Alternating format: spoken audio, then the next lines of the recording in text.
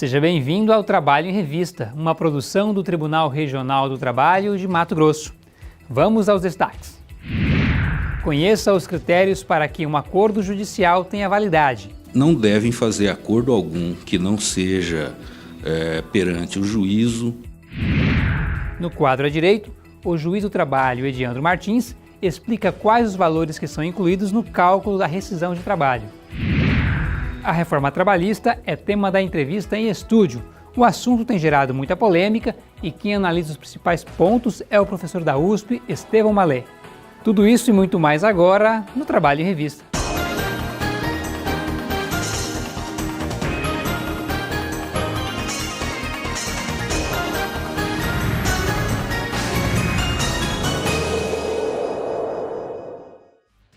E o acordo é uma maneira mais rápida de resolver um conflito entre patrão e empregado. Mas a Justiça do Trabalho não costuma homologar acordos quando eles não são feitos perante o juiz. A preocupação é que o trabalhador corra o risco de abrir mão de direitos que o empregador tem que pagar. Esse trabalhador rural que prefere não se identificar se acidentou durante o serviço no campo. Dispensado sem receber os direitos trabalhistas, ele acionou o ex-patrão na Justiça. Para receber o valor da indenização, ele aceitou fazer acordo. Fiz um acordo de 7 mil, que era 18, fui por 7. Durante uma audiência, na presença do juiz e promotor. O trabalhador afirma ter aceitado o acordo porque passava por momentos difíceis na época. Faltando as coisas, devendo muito de mercado e aluguel de casa, e tinha que fazer esse acordo. Assim como ele, muitos trabalhadores em busca de resolver logo a situação acabam optando pelo acordo. É uma forma de agilizar o andamento do processo e o recebimento da ação. É vantajoso na medida em que ele pode resolver aquela situação de uma forma muito mais rápida, sem a necessidade de intervenção de um advogado, sem pagar honorários, etc. Mas sempre tem aquele outro lado que tem que ser levado em consideração. Ele pode estar precisando de uma assessoria jurídica que ele não tem naquele momento. Mas nem sempre esse acordo é feito diante da Justiça.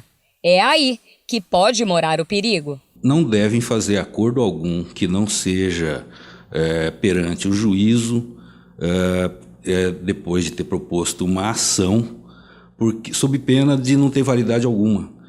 Até porque existem direitos indisponíveis previstos em lei que o trabalhador não pode fazer acordo, nem a empresa. Ninguém pode fazer acordo, porque a lei diz que não se pode dispor daqueles direitos. Por lei, só quem pode homologar alguma coisa relativa a direito do trabalho é o sindicato. Ele homologa rescisões de contrato de trabalho. A Justiça só pode homologar quando, como eu havia dito, quando há um processo.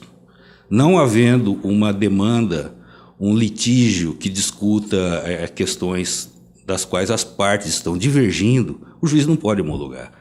E uma faxineira que trabalhava 2 vezes por semana em lojas de uma empresa de colchões teve reconhecido vínculo de emprego. Os detalhes dessa decisão do Tribunal Superior do Trabalho você acompanha agora no quadro Direto de Brasília.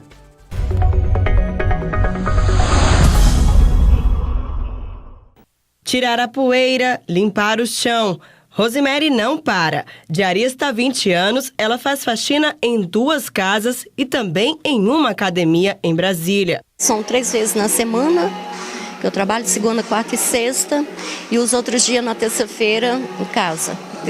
Terça e quinta-feira. Só quando aparece alguma coisa, sempre aparece, né? Você acaba indo. Como é autônoma, Rosemary não tem horários fixos e pode trabalhar em outros locais. Se eu precisar de fazer em algum outro lugar e eu falar com eles, não, Rose, se der você cobre no outro dia. Então eu falo assim, não tem, não dá pra mim vir. Não tem sem problema algum. Então eu tenho, assim, eu não poder vir, ou até mesmo quando eu tenho que levar meu filho ao médico, não venho trabalhar. A diarista se enquadra em 2 situações, a de doméstica e de trabalhadora em empresa. Para você entender melhor, é o seguinte: quando um trabalhador presta serviço em residências, ele é conhecido como empregado doméstico, regido por uma lei própria. Mas se esse mesmo trabalhador realizar o mesmo serviço, só que em um estabelecimento comercial, aí ele não tem os mesmos direitos e deveres do doméstico. E tem mais um detalhe: para que um trabalhador seja caracterizado autônomo, sem vínculo de emprego, o empregado doméstico deve prestar serviço por até 2 dias na semana na residência. Mais do que isso, pode ser reconhecido o vínculo de emprego. Já os empregados que trabalham em empresas, mesmo que façam o mesmo serviço que o doméstico, podem ter vínculo de emprego reconhecido se for comprovada a subordinação ou falta de autonomia, não sendo levada em conta a quantidade de dias em que ele trabalha por semana na empresa. Quando se trata de trabalhador doméstico, a legislação é uma. Quando se trata de trabalhador que presta o seu serviço no âmbito empresarial, a legislação é outra. Essa questão não é nova, essa questão é bastante antiga. E esse problema de ser 1 vez, 2 vezes, 3 vezes, isso tem a ver com o trabalhador doméstico. Aqui no trabalhador que trabalha no âmbito empresarial, não importa o número de vezes, desde que exista a subordinação, ou seja, ele está cumprindo ordens, ele não pode mandar outra pessoa para trabalhar no lugar dele, ou seja, há pessoalidade na prestação do serviço, ele recebe a paga, não interessa se recebe por mês, se recebe por dia, se recebe por hora, isso pouco importa, né? Desde que estejam presentes os requisitos caracterizadores da relação de emprego, será empregado. Em Santa Catarina, uma faxineira que trabalhava em 2 lojas de uma mesma empresa de colchões entrou na justiça pedindo o vínculo de emprego e o pagamento das verbas trabalhistas. Segundo a trabalhadora, durante 2 anos, ela realizava a limpeza das lojas às terças e sextas e recebia o pagamento por mês. A primeira instância e o Tribunal Regional do Trabalho de Santa Catarina entenderam que o vínculo de emprego deveria ser reconhecido, uma vez que a prestação de trabalho estava relacionada às necessidades do empreendimento. Além disso, o serviço era feito de modo não eventual, ou seja, seguia uma jornada de trabalho definida, não sendo esporádico. A empresa recorreu ao Tribunal Superior do Trabalho, afirmando que a trabalhadora fazia o serviço de diarista de forma autônoma. Mas o relator na 3ª turma, ministro Alexandre Agra Belmonte, não conheceu do recurso. Nós não verificamos fatos e provas. Nós verificamos apenas se a decisão está ou não em conformidade. Se a decisão estiver em conformidade com a lei, ela não agredir a lei, nós não conhecemos do recurso. Mas não conhecemos porque a decisão não agride a lei. No caso, não ficou comprovada a autonomia da faxineira, configurando os requisitos de pessoalidade, subordinação e onerosidade, que caracterizam o vínculo de emprego. Por unanimidade, a 3ª turma não conheceu do recurso. Com isso, o vínculo de emprego da faxineira com a empresa foi reconhecido. Vamos para um breve intervalo e daqui a pouco a gente volta com os principais fatos que marcaram a semana aqui na Justiça do Trabalho. Você também confere o quadro à direito, que esclarece dúvidas do cidadão e fica por dentro do que rolou de melhor em nossas mídias sociais.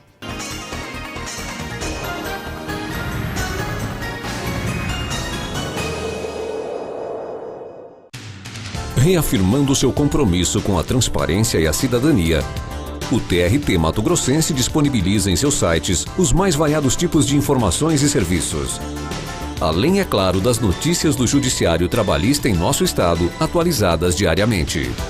Acesse já www.trt23.jus.br. Tribunal Regional do Trabalho de Mato Grosso. Um país se constrói com respeito às leis e trabalho, de empregadores que assumem os riscos do negócio e de empregados que emprestam sua mão de obra. A Justiça do Trabalho é o ramo do judiciário que julga os conflitos e concilia patrões e empregados. Seu papel é estabelecer a paz social, permitindo que o país cresça com dignidade e segurança. Defenda a Justiça do Trabalho. Ela é de todos os brasileiros. Descobri que eu posso ser quem eu quiser. Um super-herói e um astronauta. Posso conhecer a lua e o fundo do mar no mesmo dia. E às vezes, o que dá medo nem sempre é tão assustador assim. E que nada é mais importante do que ter amigos e família. E sei que amanhã é mais um dia cheio de novas descobertas. Mais de 3 milhões de crianças no Brasil não têm direito à infância. Toda criança merece ser criança.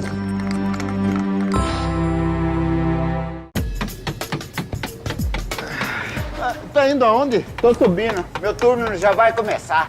Cadê o capacete, o óculos, a luva? Cadê o cinto de proteção? Larga de ser chato, rapaz. Esse troço me atrapalha, me aperta e não consigo trabalhar. Ó, dá licença que eu já tô atrasado. Eu te falei, trabalho direito é trabalho seguro. Pior que é.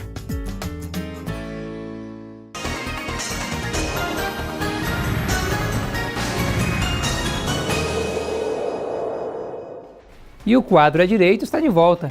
Aqui, a gente convida os juízes do trabalho para esclarecerem dúvidas dos cidadãos. E hoje, quem responde a pergunta da Lauren é o juiz Ediandro Martins. Ela quer saber sobre os valores que devem ser incluídos na rescisão de contrato. Confira.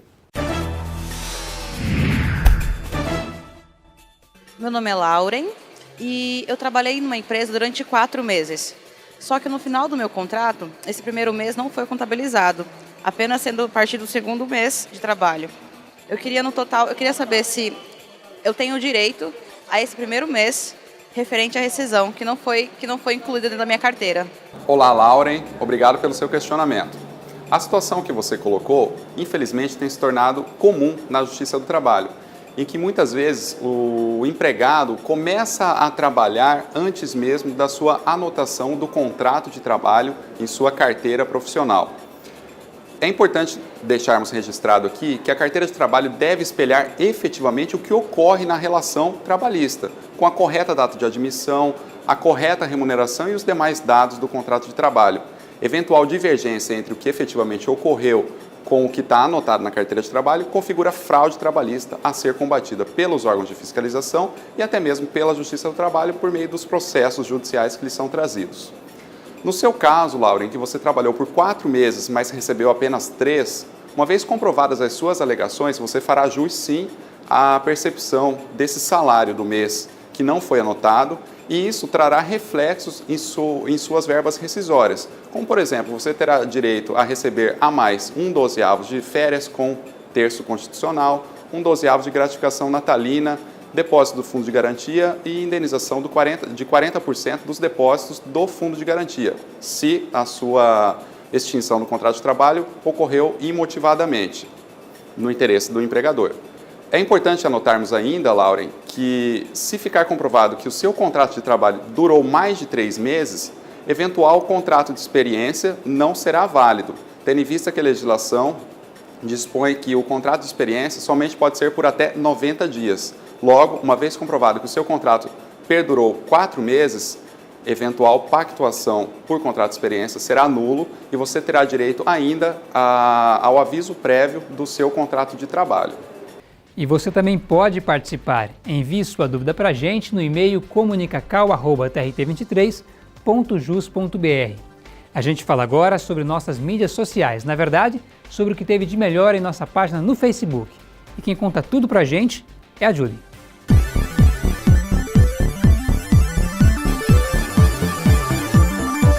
Olá, Zequias! Agora chegou aquele momento descontraído do programa, que a gente gosta muito. Os posts que fizeram o maior sucesso em nossas redes sociais. E olha só que bruxinha com cara de má, hein? Dá até medo. Mas na verdade o recado que ela traz é totalmente do bem. Até parece que ela está fazendo bruxaria, mas ela tem total razão quando diz que não devolver a carteira de trabalho do empregado dá assédio moral. Não tem feitiço, mas o empregador deve se preocupar, pois se a retenção do documento causar algum dano ao trabalhador e ele provar na justiça, o empregador pode ser condenado a pagar a indenização. Em todo caso, é melhor se prevenir de todo mal, ou melhor, fazer a coisa certa para evitar qualquer problema. 127 internautas compartilharam o post da bruxinha, que só quer fazer, na verdade, justiça. A Lilian elogiou. Muito massa, muito legal o post assim. Também acho, Lilian. Agora vamos mostrar uma decisão que virou um post. Uma decisão que faz um alerta para quem pensa que pode pedir qualquer coisa na Justiça do Trabalho. E é muito sério, viu, gente? Uma trabalhadora que procurou na Justiça o direito que não possui acabou sendo condenada por litigância de má-fé. Ela não apresentou provas dos direitos alegados, enquanto o empregador contestou e provou que a trabalhadora estava errada. Ela foi condenada a pagar multa e perdeu o direito à justiça gratuita. Assunto sério, hein? Foram 205 curtidas. O João Carlos disse: essa mereceu. Independente de qualquer coisa, o melhor é nós sabermos quais são os nossos direitos. E não tem jeito melhor do que seguir as nossas páginas do TRT Mato Grosso no Instagram e também no Facebook, não é? Fica a dica. Então, eu vou ficando por aqui enquanto você continue conectado com a gente através das nossas redes sociais. É com você, Ezequias. Obrigado, Julie. Vamos agora para o Giro da Semana com os destaques da Justiça do Trabalho.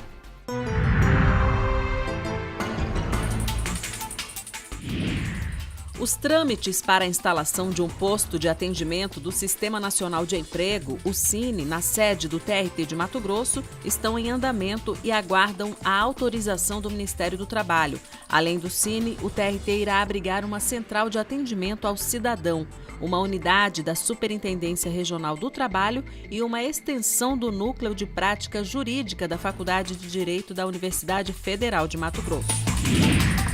A Semana Nacional da Conciliação Trabalhista, que será realizada de 22 a 26 de maio, é organizada pelo Conselho Superior da Justiça do Trabalho e visa incentivar acordos em processos trabalhistas no Brasil.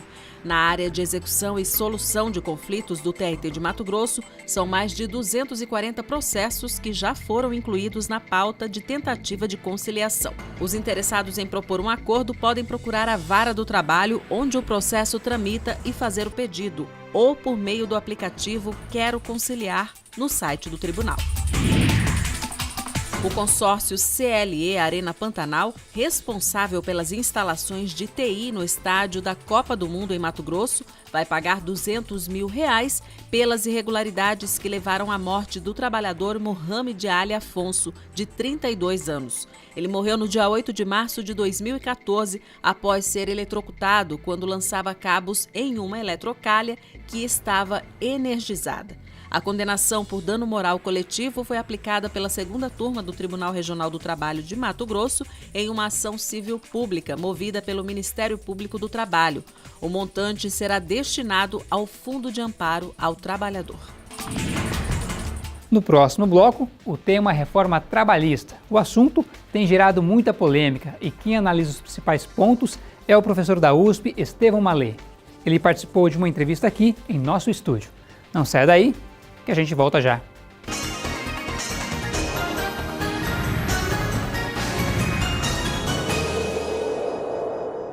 O TRT de Mato Grosso reconhece que ser bem atendido é um direito de todo cidadão.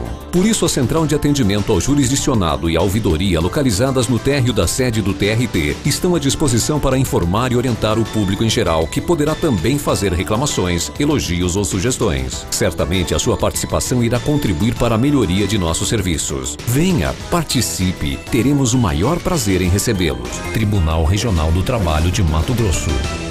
Um país se constrói com respeito às leis e trabalho, de empregadores que assumem os riscos do negócio e de empregados que emprestam sua mão de obra. A Justiça do Trabalho é o ramo do judiciário que julga os conflitos e concilia patrões e empregados. Seu papel é estabelecer a paz social, permitindo que o país cresça com dignidade e segurança. Defenda a Justiça do Trabalho. Ela é de todos os brasileiros. Esta é uma pistola de pregos, um exemplo de produtividade. Para o profissional bem treinado, é uma ferramenta de trabalho rápida, precisa e potente. Porém, em mãos inexperientes, ela é um acidente esperando para acontecer.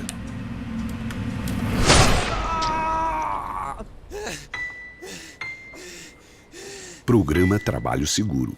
A prevenção é o melhor caminho.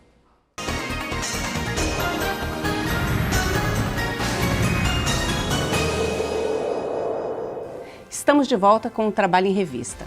A gente tem a honra de receber hoje um dos maiores especialistas no Brasil sobre direito do trabalho, o professor da Universidade de São Paulo e doutor em Direito, Estevão Malê. E o assunto também é um dos mais palpitantes do momento, a reforma trabalhista. Professor Malê, muito obrigada pela sua presença aqui. E a gente tem que começar com a pergunta básica que todo brasileiro se faz. A CLT está velha? Não, com certeza não está velha. Não é, em primeiro lugar, o único texto legal, nosso único código da década de 40. Nós temos vários outros ainda dessa altura. Por outro lado, de lá para cá, a CLT foi muito alterada. Uma parte grande do texto em vigor da CLT de hoje não é aquele que foi aprovado em 1943. Poderia mencionar o capítulo relativo às férias, o capítulo relativo à medicina e segurança do trabalho, que tem normas importantíssimas, normas muito significativas, inclusive usadas como exemplo em outros países. Então, não é verdade que a CLT esteja velha e ultrapassada. O que não significa que ela não possa ser aprimorada e não possa ser modernizada. Sem dúvida que pode ser atualizada. Em que pontos, doutor, o senhor com esse tempo todo de experiência, estudando a legislação trabalhista no Brasil, o que pode mudar, o que poderia mudar, na sua opinião? Eu começaria por um aspecto que foi deixado de lado na reforma, e eu lamento, que é o reconhecimento dos direitos de personalidade, dos direitos fundamentais da pessoa humana nas relações de trabalho. A CLT, por ser da década de 40, e aqui sim, em um ponto em que ela mereceria uma atualização, não tratava o trabalhador como uma pessoa humana, tratava-o essencialmente como o credor do salário e aquele que devia o trabalho. Mas quem trabalha é um ser humano que tem o direito ao nome, o direito à imagem, o direito à reputação, que devem ser preservados. E o nosso texto legal não trata disso, ao contrário do que fazem as legislações, sobretudo europeias, mais modernas. Então seria fundamental, numa reforma como a que está em curso, explicitar a existência desses direitos, reconhecê-los e salvaguardá-los. E com relação ainda ao texto que está sendo discutido, que pontos o senhor aponta como os mais nocivos? Talvez o fato de se deixar um peso excessivo à negociação coletiva, mesmo sem se modificar o nosso sistema sindical.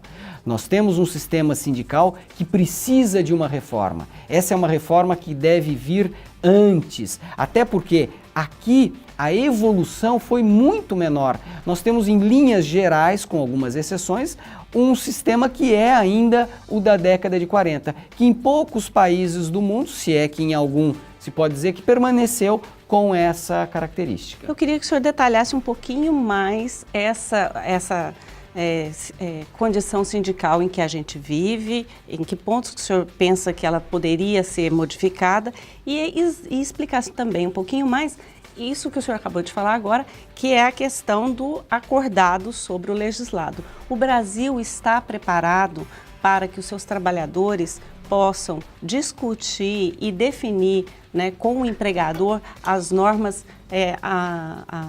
a serem cumpridas nessa relação? Eu acho a sua pergunta ótima e eu quero respondê-la com toda clareza. Não está no âmbito do sistema sindical atual. E por que isso? Porque nós temos uma pulverização de sindicatos, são mais de 16 mil sindicatos, segundo dados do Ministério do Trabalho. Muitos sindicatos são fracos, não estão bem estruturados e, portanto, não têm condições de negociar de maneira eficiente e eficaz. E a negociação, a reforma, melhor dizendo, supõe essa capacidade de negociação. O legislador, no projeto, aposta muito na negociação como forma de estabelecer os padrões de trabalho. Mas como imaginar essa negociação no ambiente em que nós temos sindicatos que não contam com a participação dos trabalhadores, em que as assembleias são vazias, que vivem muitas vezes apenas da contribuição sindical e que forçosamente devem se dividir em múltiplas categorias, por isso é que nós chegamos a esse número de mais de 16 mil sindicatos. O ideal seria que nós começássemos pela reforma sindical e que dessemos aos sindicatos liberdade de organização, porque assim os sindicatos fortes, representativos, ocupariam todos os espaços e aí sim poderíamos pensar em maior negociação. Professor, ainda sobre essa questão do acordado sobre o legislado, o senhor mora em São Paulo, a maior metrópole do país, é professor da maior universidade do país e a crítica que se faz a essa questão é exatamente que o trabalhador hoje não precisa mais da tutela que se tinha com essa legislação atual, ele não necessita mais disso, uma vez que já está mais informado e tal. E a percepção é que talvez nos grandes centros isso valha, mas talvez não valha para estados menores como Mato Grosso. Vale para São Paulo e não vale para Mato Grosso? Qual que é a sua avaliação? O ponto é muito importante e eu acho que nós devemos deixar claro que não há essa distinção geográfica, porque mesmo em São Paulo nós temos categorias fracas, categorias desorganizadas e categorias sem sindicatos efetivamente representativos. É claro, nós temos sindicatos que são pujantes, que são fortes, que são modernos, sindicatos metalúrgicos, sindicatos dos bancários, para mencionar apenas alguns exemplos. Mas talvez no quadro atual essa seja a exceção e não a regra, porque há categorias que têm dificuldade de se organizar, porque ainda estamos num sistema em que há divisões artificiais, categorias que não devem existir, mas que forçosamente estão representadas por sindicatos sem um poder efetivo de barganha. Então, não vamos imaginar que em São Paulo não haveria problemas. Haverá, sim, problemas, tal como em todo o país.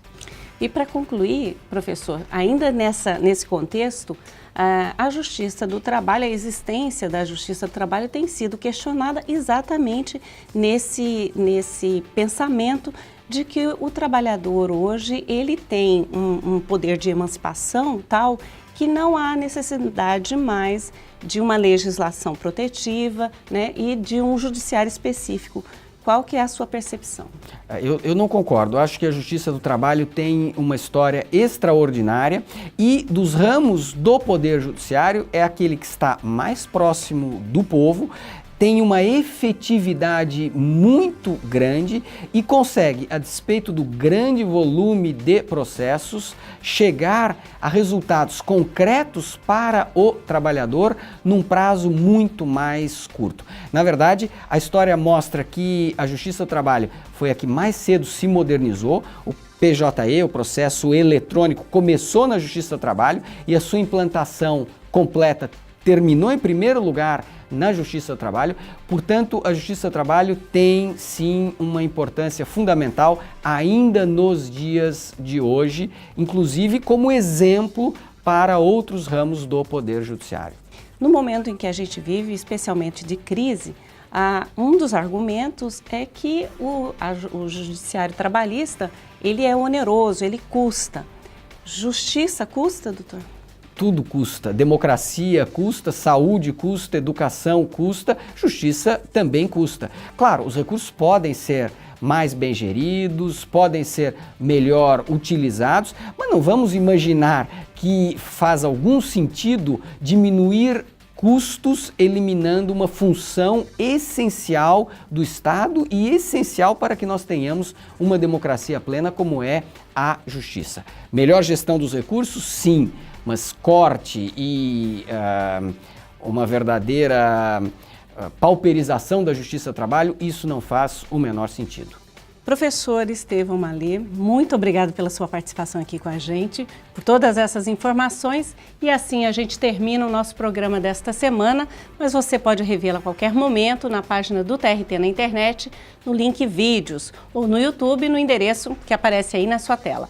Aproveite para curtir o Facebook, o Twitter, o Instagram do Tribunal e ficar bem informado sobre a Justiça do Trabalho em Mato Grosso. Obrigada e até o próximo programa.